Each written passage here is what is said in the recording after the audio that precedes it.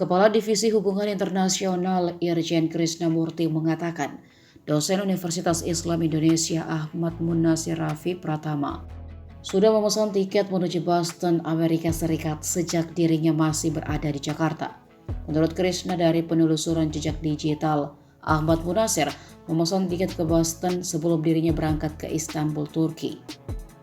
Diketahui Ahmad dilaporkan hilang usai mengikuti kegiatan di Norwegia bersama 3 orang lainnya, termasuk Rektor UII Fathul Wahid, untuk mengikuti aktivitas mobilitas global di University of South-Eastern Norway. Setelah berita Ahmad hilang viral, polisi melakukan penelusuran dan terdeteksi bahwa dosen UII itu berada di Boston, Amerika Serikat. Krisna juga mengatakan pihaknya juga mempunyai daftar catatan perjalanan Ahmad keluar masuk Amerika Serikat selama beberapa tahun terakhir. Menurut Krisna, Ahmad telah ganti pesawat dan terlepas dari rombongannya. Ia menyampaikan, saat rombongannya di Istanbul pulang ke Jakarta, Ahmad berganti pesawat menuju Amerika Serikat. Namun Krisna belum mengetahui tujuan Ahmad ke Amerika Serikat. Pasalnya hingga saat ini, Ahmad mematikan semua alat komunikasinya.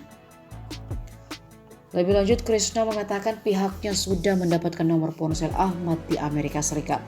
Namun nomor itu tidak aktif. Maka dari itu polisi untuk sementara waktu tidak menganggap Ahmad hilang, tetapi hanya menganggap bahwa Ahmad mengubah rute perjalanan. Sebelumnya, berdasarkan keterangan yang diperoleh pihak keluarga dari Kementerian Luar Negeri, Ahmad Munasir terdeteksi masuk Amerika Serikat. Namun lokasi keberadaan Ahmad Munasir di Boston tidak diketahui secara pasti. Ahmad Munasir terdeteksi masuk Amerika Serikat melalui Bandara Boston pada 13 Februari. Temuan ini didasarkan pada data dari United States Customs and Border Protection. Selain itu, Universitas Islam Indonesia belum mengetahui misi atau alasan mengapa Ahmad Munasir menuju Boston sekembalinya dari Oslo melalui Istanbul dan tidak langsung ke Indonesia.